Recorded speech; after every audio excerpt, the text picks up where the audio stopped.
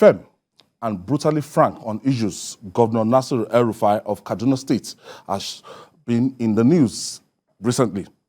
In one of such moments, Governor El-Rufai said some elements in the presidency are working hard to ensure the failure of the All Progressive Congress, APC, in this month's presidential election. The governor joins us live from Abuja to discuss this and other burning issues. Thank you so much for joining us, Governor El-Rufai. Thank you very much for inviting me. Your administration is gradually winding down. How will you describe the journey so far? Well, we have 115 days to go in Kaduna State. That's what I can speak very competently about. The journey has been bumpy. You know, this is the only set of elected governors and president that went through 2 recessions, went through a global pandemic which has not happened in 100 years, and also still managing the consequences of the Russia-Ukraine war. So it has been tough. You know, global factors have impacted on our ability to deliver on our promises. But I think on the whole, we've tried to do what we think is best for the people of Kaduna State. We've improved schools, we've improved healthcare delivery, we've built infrastructure in both our urban centers of Kaduna, Kafanchan and Zaria, as well as our rural areas. We have done empowerment programs to provide some form of social protection for the most vulnerable. And we have attracted over $4.3 billion of investments, which has created over 75,000 jobs for young people in Kaduna, and expanded agricultural production. Kaduna State is #1 in the production of maize, soybeans, ginger, and tomatoes. We've also attracted many agro-industries in those value chains. So overall, we think we have fulfilled many of our promises to the people of Kaduna State, and we are confident that they will reward us by re-electing an APC government to succeed us by the grace of God. All right, you described yourself as the accidental public servant. What will you say has amazed you most in public service? Well, look, I used to be an accidental public servant, but since 2015, when I contested for election, I think the title of my next book will be The Deliberate Politician. Quite frankly, what I find tragic about public service is the fact that people don't take it seriously. Not only those in the public service, but even people outside. Nigerians don't take the public service seriously, and without a competent, committed, and capable public service, we can't make progress. The private sector may create jobs and provide the wealth that the country badly needs, but the private sector can only thrive when you have a very competent and committed public service.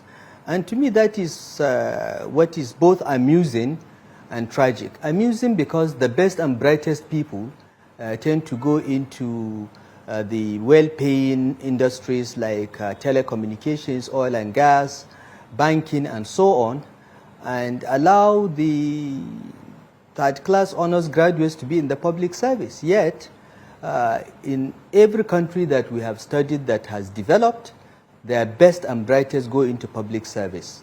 And that's how you get true progress and development. And we've tried in Kaduna State to try to attract the best and brightest into the service. We've tried to clean up and strengthen the service. We've reintroduced proper training.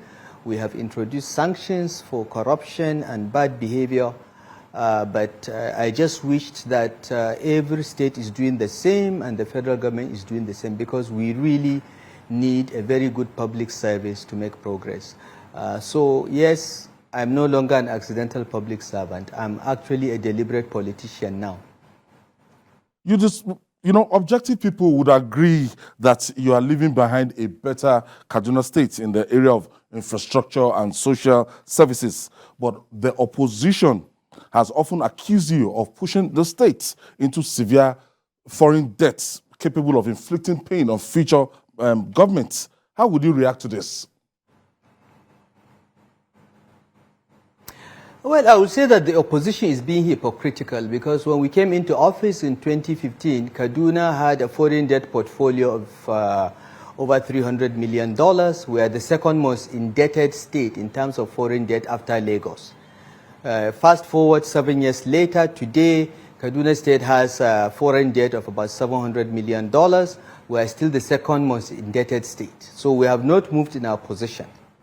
But in contrast to us, the opposition ruled for 16 years at a time when oil prices rose as high as $140 a barrel, and they spent all that money, built no infrastructure, developed no schools, destroyed education by getting political thugs into classrooms as teachers, destroyed primary health care by ensuring that buildings, primary health centers are built, but they have no equipment and no nurses and midwives. And while they were earning these millions and billions of dollars, they still borrowed and managed to find a way to steal the money because there is nothing to show on ground, and left behind for us nearly 15 billion naira of death benefits and gratuity to retirees that they didn't pay. They stopped paying for death benefits and gratuity since 2010. And remember, it was in 2010-2011 that the price of oil rose as high as $140 a barrel. The PDP governments of Kaduna State from 1999 to 2016 spent all that money, borrowed about $300-400 million, and managed to find a way to build houses in Dubai and buy houses in America with the money. In contrast, our administration had to face severe fiscal crisis because in coming into office, oil prices collapsed to $26 a barrel. Nigeria went into recession, and the only way we can get out of recession was to spend our way out of it. This is simply economics. And how can you spend what you don't have? You have to borrow. So we had to borrow, just like the federal government had to borrow, to spend our way out of recession. But what we borrowed, you can see on the ground. If you go to Kaduna, you see the infrastructure that never existed since independence. If you go to Kaduna, you see new industries that have started returning. The years of PDP saw the total destruction of our textile industry and many industries that left Kaduna because of the hostile business environment. But we have brought them back. The 16 years of PDP, during that period of affluence, they spent their money distributing between big men and ensuring that no development took place. We have restored the integrity of public schools. We sacked 22,000 teachers and hired 25,000 new qualified teachers. We have moved our WAEC pass rate in Kaduna State from 36%, which we inherited in 2014, to nearly 80% in 2021, getting 5 credits, including English and mathematics. We have done that. It's there on the ground. We've reduced infant and maternal mortality. We have equipped 255 primary health centers with state-of-the-art equipment in every ward. Within 5-kilometer radius, anywhere in Kaduna, you have access to a primary health center with a nurse and midwife available 24/7. In some of the primary health centers, we have solar grids, so they work 24/7. And before we leave office, all the 255 plus another 45, a total of 290, will have solar grids. Okay, we have brought back the quality of public education. We provide 12 years of free primary and secondary education, which is compulsory in Kaduna State.